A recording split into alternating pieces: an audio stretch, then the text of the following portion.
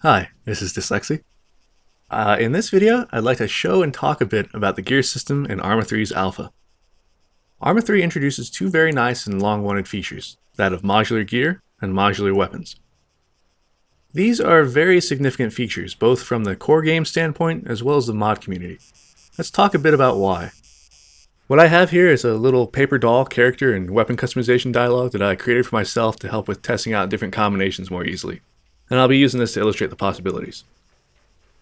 Here we have a unit dressed in the basic multicam uniform that the NATO troops wear. This isn't the lowest level of clothing, you can actually drop down to your skivvies if you want, but for decency's sake we'll start here. There are 5 different modular uniform aspects: glasses or goggles, headgear, vests, the base uniform, and the backpack. Note that these sliders on the right are dynamic. In the alpha, they pull from the limited gear selection available. The full game has many more possibilities. Starting with the glasses, we have a few options available. The cool thing about this is that, unlike Arma 2, you can easily script and remove glasses. The ones you see here are just a few of the different ones available. Now, the base uniform. You can see we have different multicam patterns, combat shirts, and so forth. There's some helo coveralls, diver suits, OPT4 camo variants, and a bunch of different kinds of civilian attire. Let's go with the Sage coveralls. Moving on, how about the headgear? We have different kinds of helmets, ball caps, helo crew helmets, the sci-fi OPT4 one, and some tactical caps with headsets. We want this guy to look pretty tactical, so we'll give him a cap with ear pro. For vests, there are all sorts, from belt rigs to plate carriers to load-bearing vests, and even some rebreathers for the divers. The idea is for gear like this to have an influence on your protection from enemy fire. Same with the helmets. That's not to say that it's fully implemented currently, but it's a reasonable expectation. We'll pick the basic plate carrier for this guy. For our backpack, let's check out the possibilities. There are a bunch of different sizes and styles with varying carrying capacities and camo patterns. We want to be a color-coordinated tactical operator, so we'll get a small little salt pack to carry our Lunchables. In Sage, of course. So that's our clothing, that's our gear. The fact that you can pick and choose like this, that content can be created in a modular format, is a really key improvement for the modding community. Instead of having to make entirely new units with baked-in gear, you can make gear packs. You can create a set of camo patterns that's its own mod, add different vest types, whatever you want within these limitations. There's just a ton of flexibility that's brought about by this system. And like I said earlier, this is just a sampling of what the full game has, insofar as the actual quantity of gear goes. Moving on, how about our weapons?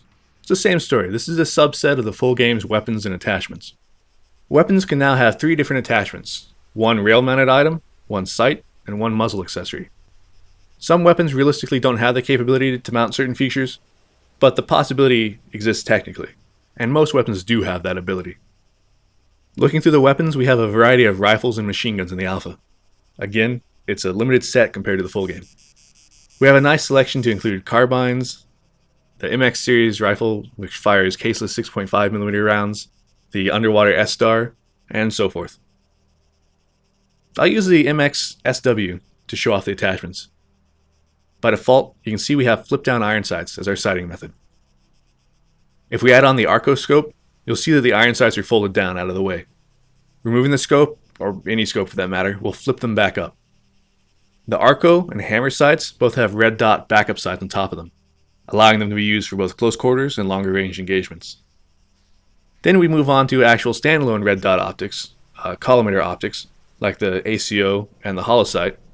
And as I've noted in my other videos, these are actually simulated correctly now. They behave the way they should. They're quite nice. Now, of course, these aren't all the sight types available in the full game. You have, you can guess, more than this. For our rail accessory, we can choose between a white light flashlight and an infrared laser. Unfortunately, you can only use one or the other right now, but hopefully in the future that'll change, or mods can change it. For muzzle accessories, the alpha has a suppressor as an option, and that does basically what you think it'd do. And the fact that it's modular means you can take it on or off as desired. So those are the primary weapon accessories. You can see that as I cycle my base weapon, these accessories carry over, and in some cases, like with this Mark 200, you get a special visual accompanying it, such as this tan suppressor. It's cool stuff.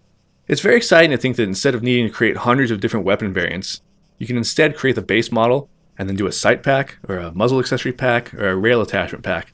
and these can be interchanged with all of them. It's not as modular as it could be. They didn't take full advantage of the rail possibilities or make grenade launchers and some other aspects modular, but it's a major step forward from before regardless. Pistols also have modular aspects, but for brevity's sake, let's just look at the different preset configurations that are available in the alpha. We have the P07 and the Rook 40 with or without suppressors. Finally, while this capability has been present since the OFP days, let's take a look at the different A3 faces. They look great, with a variety of ethnicities represented.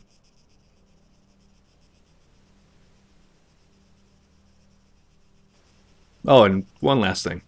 This little button here simply randomizes the gear. It just picks a random item from each of them, puts it on the character. We'll press it a few times and see what kind of results we get.